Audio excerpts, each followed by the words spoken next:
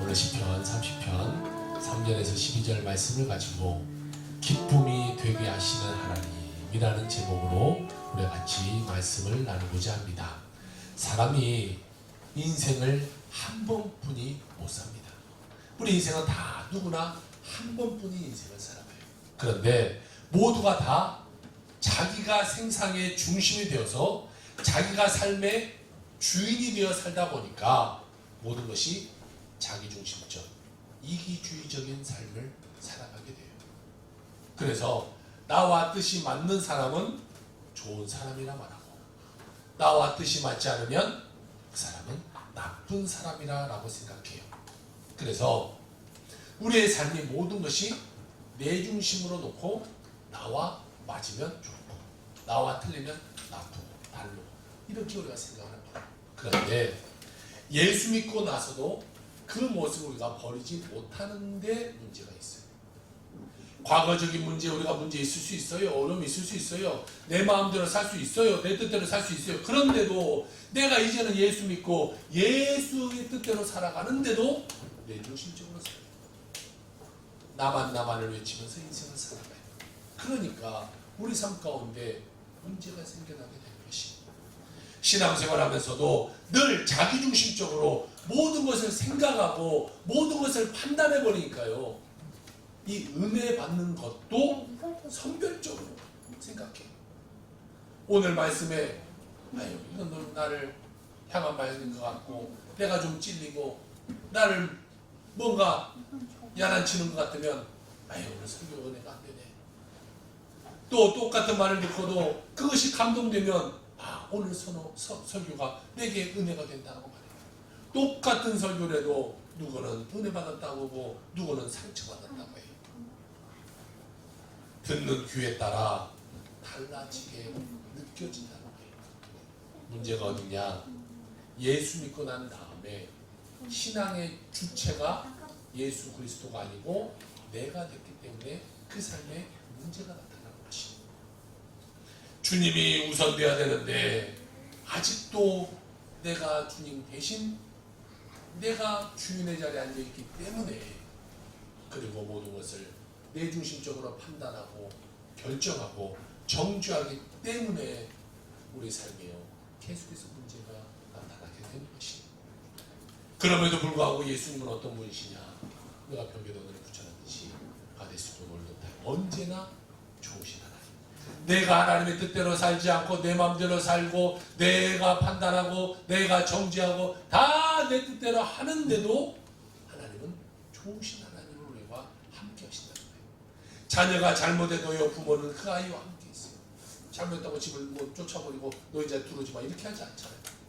잘못했어도 또 함께 하는 것이 부모인 것처럼 하나님은 우리가 잘못하고 문제가 있어도 우리를 보호하시고 우리와 함께 해 주시고 계신다는 거예요.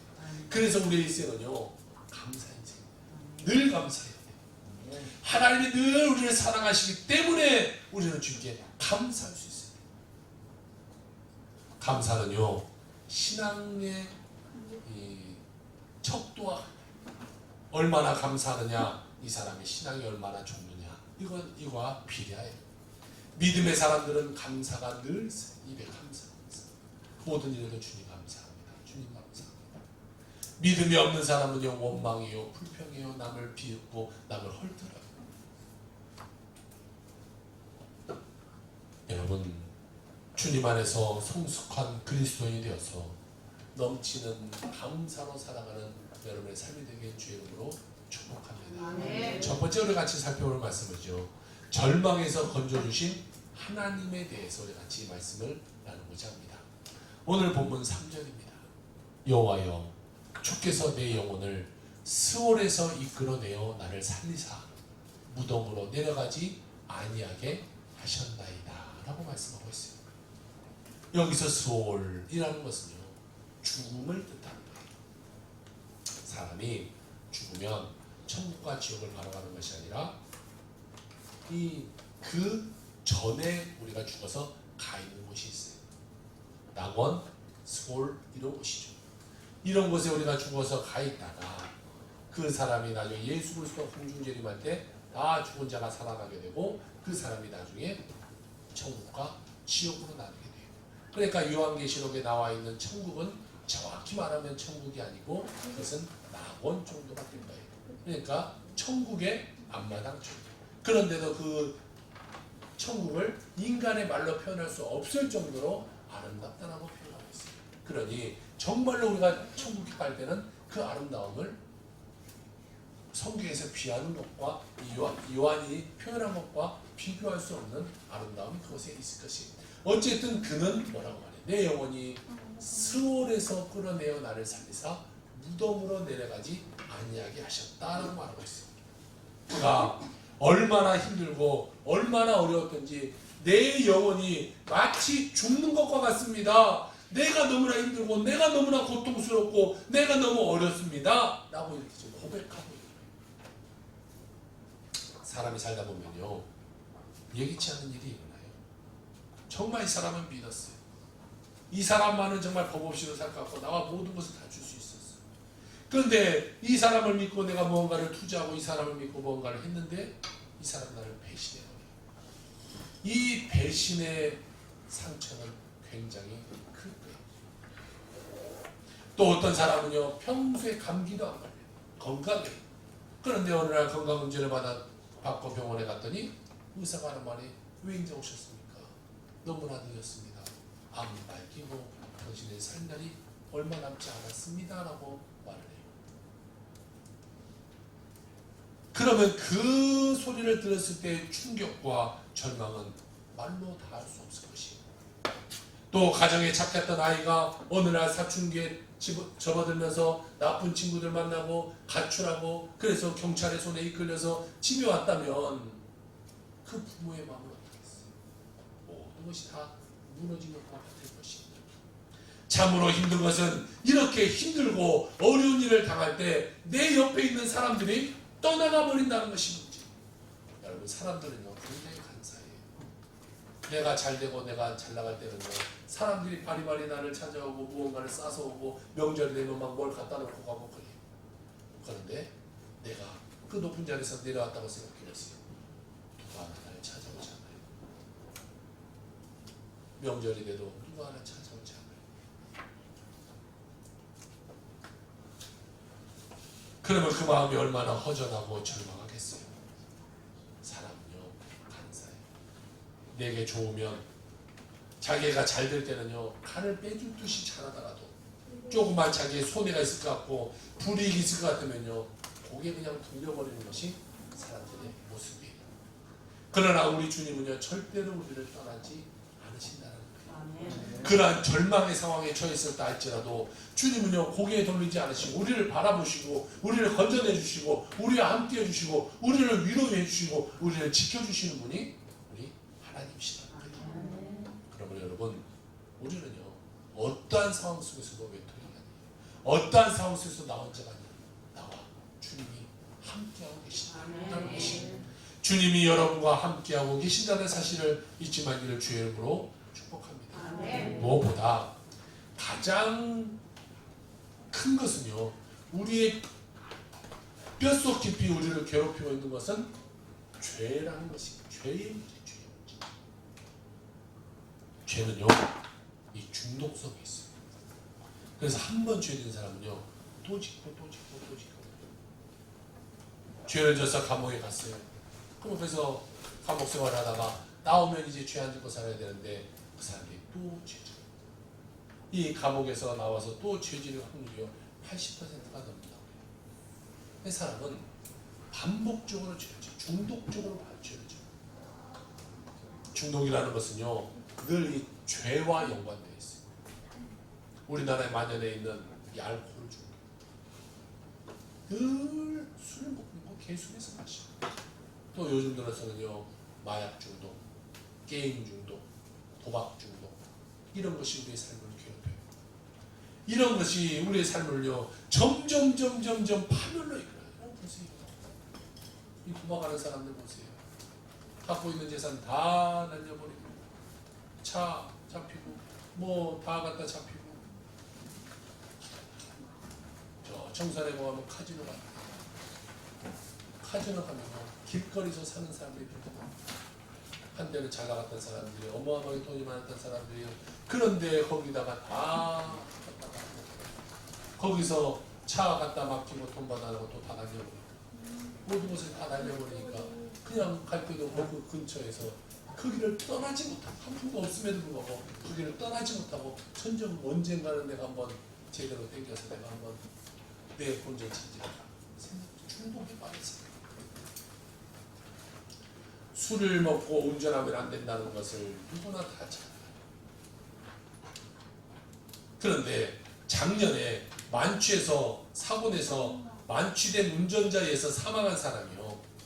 재작년에 비해서 2019년에 비해서 2.7%가 조금 줄었어요. 그래서 죽은 사람이 몇이냐? 287명. 그리고 부상자는요. 재작년보다 8.1%가 늘어서 28,063명이 사고가 났어요. 음주운전 사고는요. 작년에 우리가 막 이렇게 술을 많이 못 먹게 하고 저녁 10시면 못 가게 하고 막 이렇게 많은 것을 했어요. 그래서 음주운전 사고가 늘었을까요? 줄었을까요? 줄었어야 되는데 9.8%가 늘어서 17,247명이라는 사람이 음주운전 사고를 당해요. 자, 술 먹고 운전하면 안 된다는 건 너무 잘 알아요. 얼마 전에 TV 속에 어떤 연예인이 술 먹고 또 운전해서 3번 걸렸네, 4번 걸렸네 그래요. 아니 그 술 먹고 운전하면 자기 인생이 날아갈지도 모르는 그 인기가 다 날아갈 텐데도 그것을 중독이 되어서 그 죄 가운데 빠져서 그것을 또 하고 또 하고 또 하고 그러다 사고내고 그러다 뺑소니.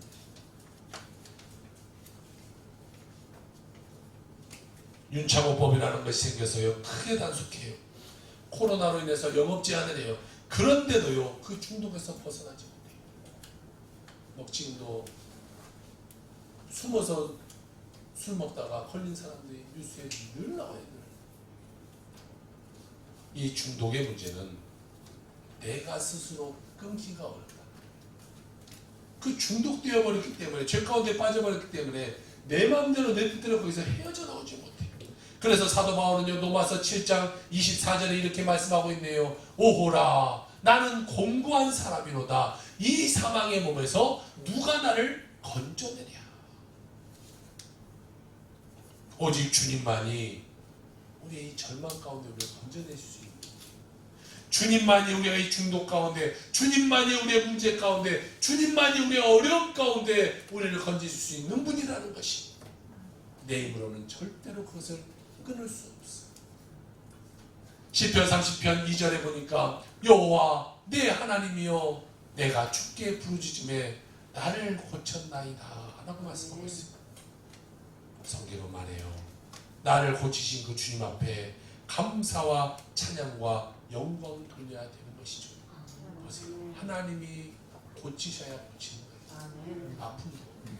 지금 중원사님 동생도 지금 병원에 계시고 또 오늘 아침에 소식 전에 우리 정남 유생 남편도 또 이 병원에 계신다는데 이 아픔을 고치는 분도 하나님. 정남 유생도 의사가 왜 그런지 모르는데요. 의사는 몰라도 하나님은 아시죠. 원인을 아시죠. 그리고 가정 가운데 무언가 하나님이 하시고자 하는 말씀이 있기 때문에 그런 지금 이 시련 고난이 있는 거예요. 그것을 잘 견뎌내고 그것을 이겨낸다면 하나님의 축복이 임하게 될 것으로 믿습니다. 그리고 반드시 하나님이 고치실 것으로 믿습니다. 여호와께 우리는 늘 감사 찬송해야 돼요. 그래서 시편 136편 1절에 보니까 이와 같은 감사 찬송을 드리고 있어요. 여호와께 감사하라. 그는 선하시며 그의 인자하심이 영원합니다. 할렐루야. 이런 이와 같은 넘치는 감사로 여러분의 삶을 살아가기를 주의 이름으로 축복합니다. 두 번째로는 절대 희망 되신 그 주님이 우리와 함께하고 계신다라는 것.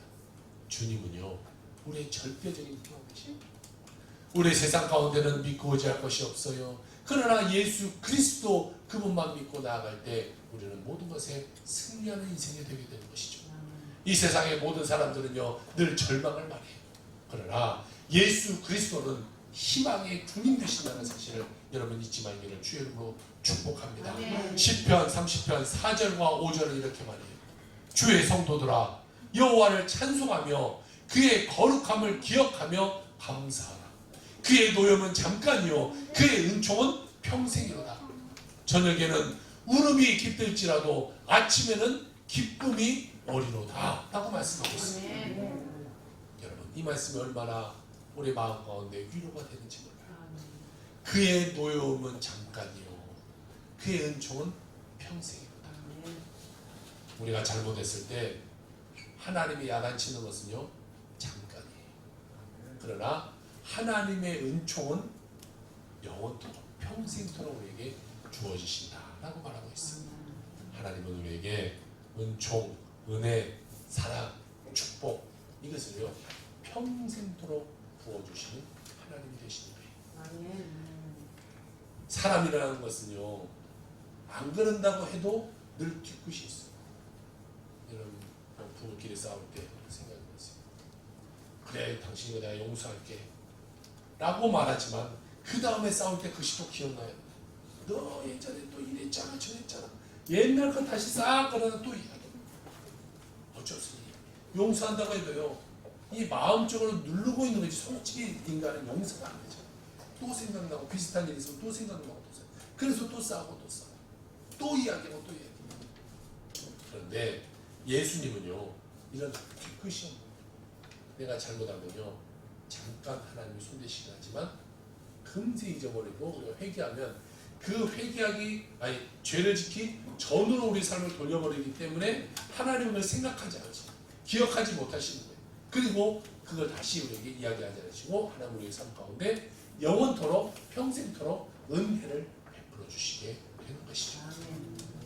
우리는 잘못했을 때 회개하되 주님 내가 잘못했어요. 날 용서해 주세요. 그러면요 하나님은 금세 우리 죄를 잊어버리게 되는 것이죠. 우리가 주님께 회개하고 돌아오면 그때 하나님의 은혜가 돌아와요. 죄 짓고 그냥 살면요 하나님 은혜 주시고 싶어도 은혜 못 줘요. 그런데 죄 짓고 회개하면 하나님의 은혜를 베푸시고 오늘 시편 30편 11절을 봅시다. 주께서 나의 슬픔이 변하여 내게 춤이 되게 하시며 나의 베옷을 벗기고 기쁨으로 띠띠우셨나이다. 아까 볼 때에 그는 뭐라고 고백합니까? 나는 지금 이 수월에 가 있는 것 같이 고통스럽습니다. 이렇게 말하고 있지만 그가 얼마 가지 않아 하나님 교회하고 나갔더니 하나님이 내 슬픔을 변하게 하시고 춤추게 하시고 내 베옷을 벗기시고 기쁨의 띠를 띄우게 하셨다라고 말씀하고 있습니다. 회개하는 자는요 하나님의 축복을 받게 되어 있다는 것을 성경은 우리에게 말씀하고 있는 것입니다. 예수 믿는 사람에게는요 실패가 실패로 끝나는 것이 아니에요. 아픔이 아픔으로 끝나는 것이 아니에요. 문제가 문제로 끝나는 것이 아니에요. 왜 하나님이 우리를 사랑하는데도 왜 우리의 시련 주고 문제 주고 아픔 주고 어려움을 주겠냐는 것이 우리를 싫어해서 그럴까요? 미워해서 그럴까요? 아니에요. 어느 부모가 자녀가 미워서 힘들게 하는 부모가 어디 있겠어요? 어느 부모가 자기 자녀 밉다고 발로 차는 부모가 어디 있겠어요? 잘못했어도 또 사랑하는 것이 하나님이 우리에게 왜 어려움을 사랑하는데도 왜 어려움을 주겠어요? 이 슬픔이 슬픔으로 끝나게 하는 것이 아니고 아픔이 아픔으로 끝나게 하는 것이 아니고 하나님은 모든 것이 합력하여 선을 이루시게 하는 하나님.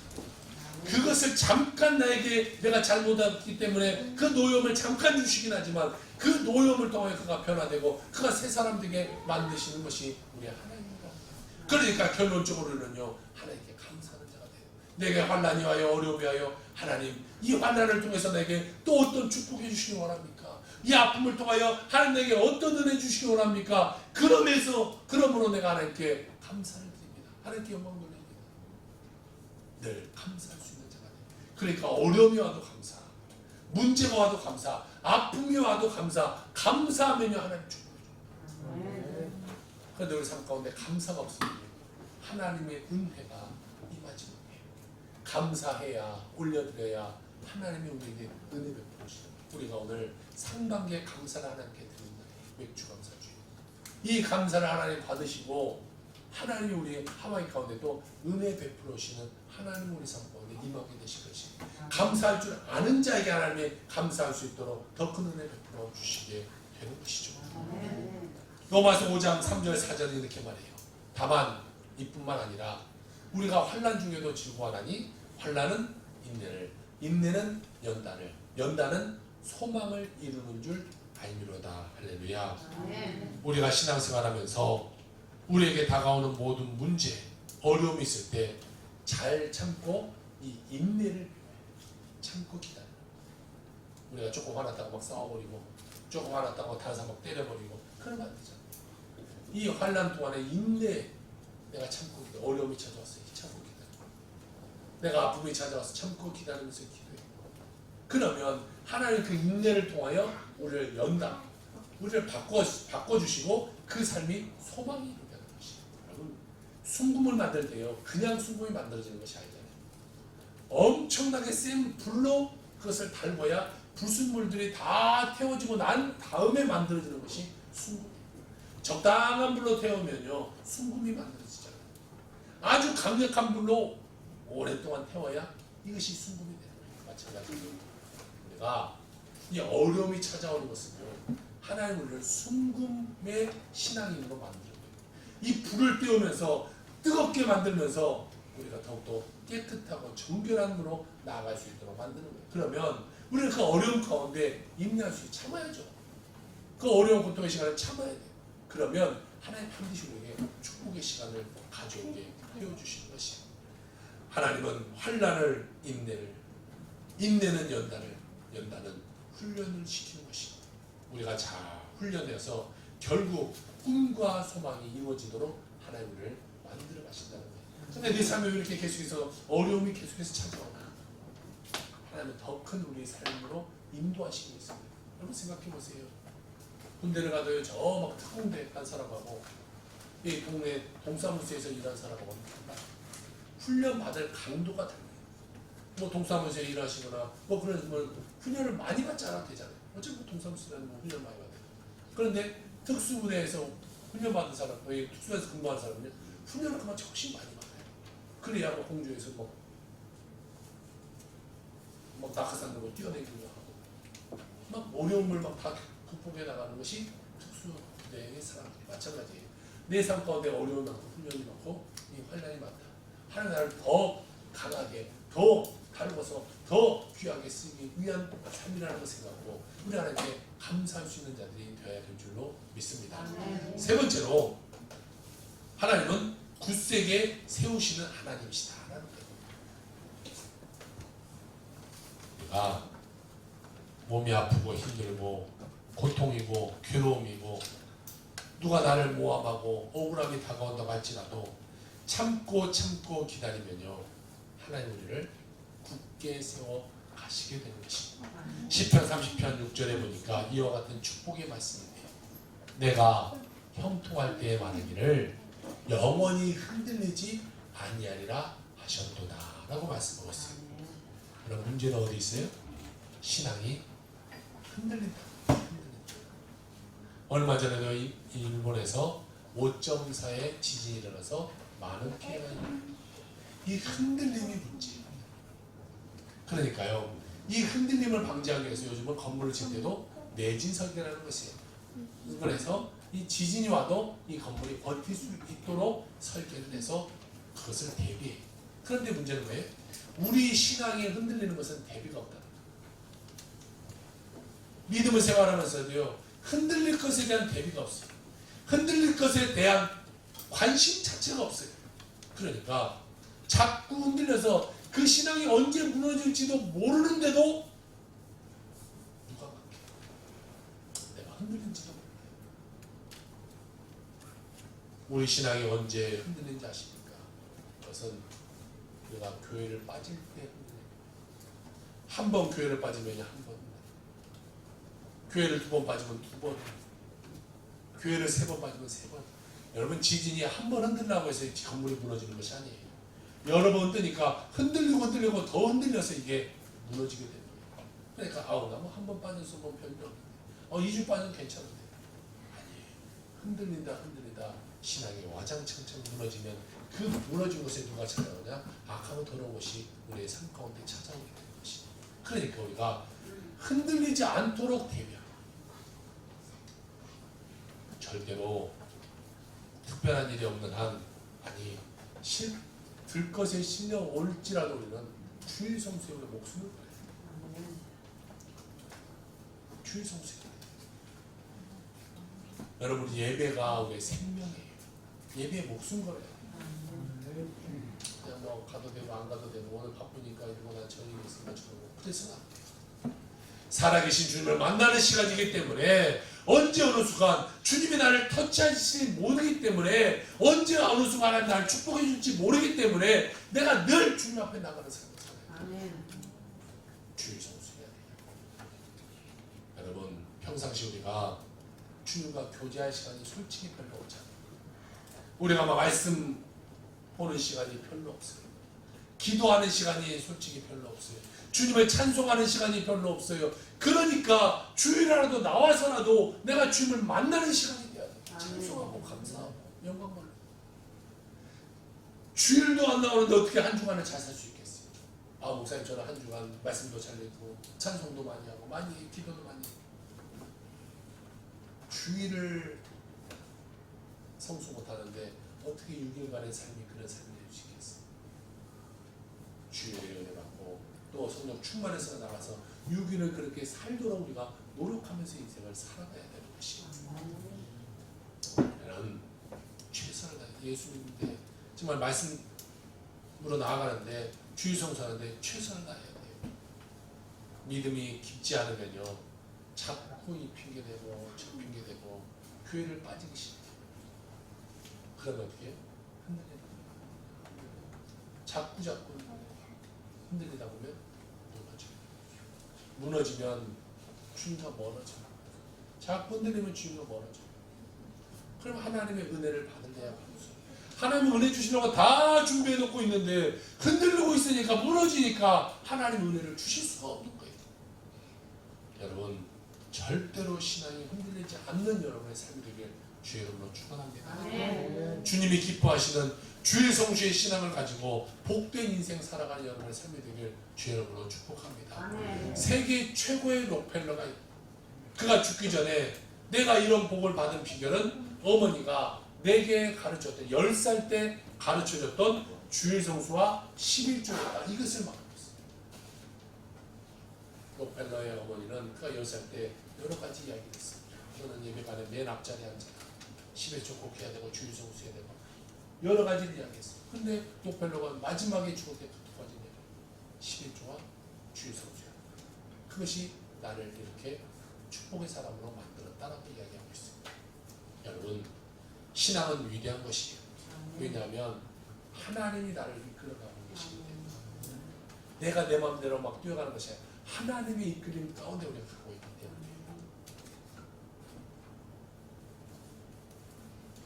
복을 주시는 분이 하나님이고 그 하나님이 우리를 이끌어가기 때문에 우리는 축복된 삶을 살아가게 되는 것이 위대한 신앙인들이 믿음으로 나아가 다 되는 여러분의 삶이 되는 주님으로 축복합니다. 주님이 우리를 굳건하게 세워주시고 반듯하게 서가게 만드는 거예요.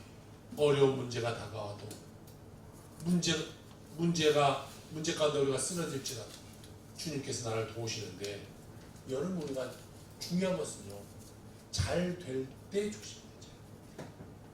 오늘 30편 7절을 봅시다. 여호와여 주의 은혜로 나를 산같이 굳게 세우셨더니 주의 얼굴을 가리심에 내가 근심하였나이다 라고 말씀하고 있습니다. 말씀 보니까 나를 굳센 산처럼 세워놓았는데 주님이 고개를 돌려버린 거예요. 주님이 고개를 돌리시면 그때로부터 우리에게는 절망이 찾아오고 문제가 찾아와요. 주님 우리를 지켜봐야 돼요. 어린아이 같은 늘 지켜봐야 돼요. 지켜봐야 문제가 없는데 지켜보지 않으니까 문제가 있어요. 아이들 잠깐 내가 아이 안 봤는데 아이가 문제가 나겠어요. 다쳤어요. 어려움을 사겠어요. 주님이 우리를 잠깐 고개 돌리면요 우리에게는 문제가 있는 거예요. 며칠 전에 이제 막내하고 마트를 갔어. 마트를 가고 있는 가던 중에 아이는 킥보드를 타고 막 하고 저는 가다가 핸드폰 하면서 한참 하다 보니까 아이가 없어요. 분명히 있어야 되는데 없어. 또 한참 찾다 보니까 저 아파트 끝에 나가서 벌써 이렇게 끝으로 싹 돌아가는 것입니다. 막 아무리 불러도 얘가 못 오고 그냥 가요. 뭐 동네를 아니까 돌아서 슈퍼 앞으로 오긴 왔는데 저는 이쪽으로 가서 슈퍼 앞에서 만나긴 만났지만 잠깐 다른 거 보니까 아이는 저만치 가요. 만약 이것이 모르는 곳이나 아니면 다른 사람 나쁜 사람이 있거나 그러면 그 사람 가운데 문제가 생기는 마찬가지예요. 하나님 여러분의 삶을 늘 지켜보고 바라보고 계셔야 되는데 하나님이 고개를 돌려버리시면요 여러분 삶 가운데 문제가 나타나는 거예요. 어려움이 나타나게 되는 것이에요. 주님 우리를 지켜보셔야 돼요. 그런데 왜 고개를 돌리시겠어요? 우리의 교만 때문에, 우리의 영적인 나태함 때문에 있기 때문에 하나님 우리에게 고개를 그냥 돌리시냐. 저렇게 교만하고 저렇게 영적인 나태한 자를 내가 바라보지 않으리라 고개를 돌리시. 내가 주님께 영을 돌리지 못하고 나를 외치고 있고 내 삶을 외치고 있고 내 것을 외치고 있기 때문에 주님의 고개를 돌려버리게 되는 것이. 여러분 보세요. 다윗이 잘 나갈 때요 그 영적으로 나태해짐으로 말미암아 그 문제에 빠져. 다윗이라는 사람은요 어렸을 때에 이 3m가 되는 이 골리앗 장수를 문맷돌 하나하나 쓰러뜨려. 그리고 이스라엘의 영웅이 됩니다. 그리고 30대에 왕이 되게 되고 나가는 전쟁마다 다 이겨요. 하나님이 도우셔서. 그래서 그가 이제 나는 이제 모든 걸 다 할 수 있다. 다 된다. 모든 전쟁 가운데 백전백승했으니까 지금까지 이렇게 살았으니까 이제도 잘 되겠지. 전쟁에 나가야 되는 이 다윗이요 하루는 잠을 자요. 전쟁에 나가지 않고 잠을 자요. 그것도 오후까지 자요. 인간적인 생각으로는 참 하루 쉬고 잠잘 수 있잖아요. 힘들었으니까. 오후까지 잘 수도 있잖아요. 인간적인 마음으로는 뭐 충분히 이해됩니다. 그가 그런 핑계를 대도 누구나 다 거기다 잘못됐다고 말할 수도 없을 정도예요. 그런데 그가 피곤했다고 스트레스 받는다고 잠을 자고 뭐 재충전했다고 잠을 자고 그가 그러고 있는 쉼을 갖고 있는 동안에 영적인 긴장감이 풀어지니까 문제가 일어나기 시작해요. 보니까 잠을 확 잤어요. 하루 종일 잤어요. 낮에 늦은 일어나서 이렇게 궁에서 밖을 돌아보는데 그 집 옥상에서 이 모욕을 하고 있는 여인을 저 여인 데려와. 그 여인을 데려다가 동치합니다. 그런데 아이가 덜컥 생겼어요.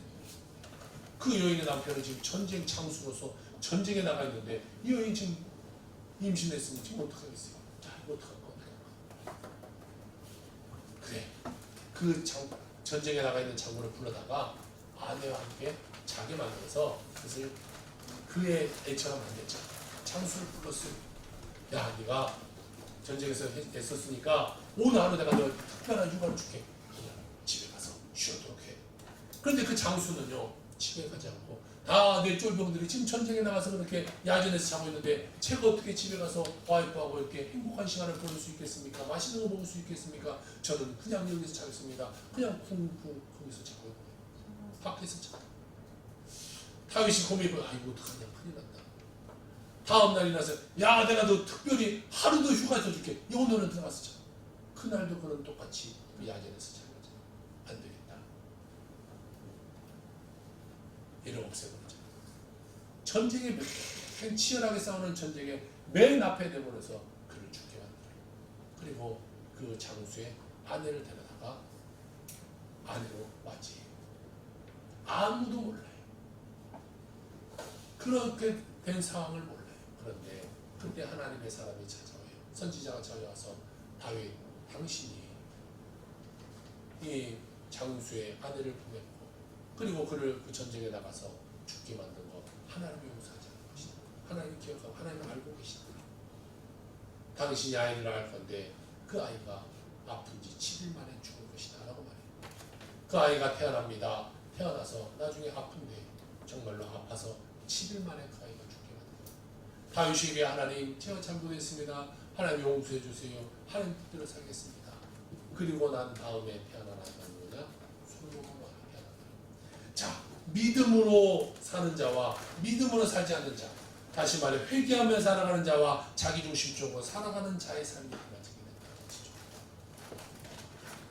우리가 믿음으로 살고 감사함으로 살고 회개함으로 살고 하나님의 축복이 그 삶 가운데 임하게 되어지는 것입니다. 고린도서 10장 12절 말씀에 이렇게 말하고 있어요. 그런즉 선줄로 생각하는 자는 넘어질까 조심하라. 교만하면 안 돼요. 내가 좀 잘 나가요? 내가 좀 잘 돼요? 내가 많은 것을 얻어요? 내가 지위적으로 높아져요? 아, 괜찮아. 이제 나 이 정도 괜찮아. 그때 넘어질까 조심하라. 건물도 높은 건물일수록 지진에 약해요. 저 1층 건물은 지진 와도 잘 넘어지지 않겠지만 만약에 높은 100층 이상 되는 건물은요, 조그만 흔들려도 끝에는 많이 흔들려서 쓰러지게 돼요. 우리가 잘 될 때 조심해요. 잘 나갈 때 조심해요. 칭찬받을 때, 박수받을 때 그때 조심하고 겸손하고 주님이 날 사랑하신다 생각하고 주님께 영광 돌리는 여러분의 삶이 되길 주의 이름으로 축복합니다. 아멘. 감사의 신앙, 감사는 신앙의 성숙도가 필요해. 내가 얼마나 감사할 줄 아느냐. 이 사람이 신앙이구나.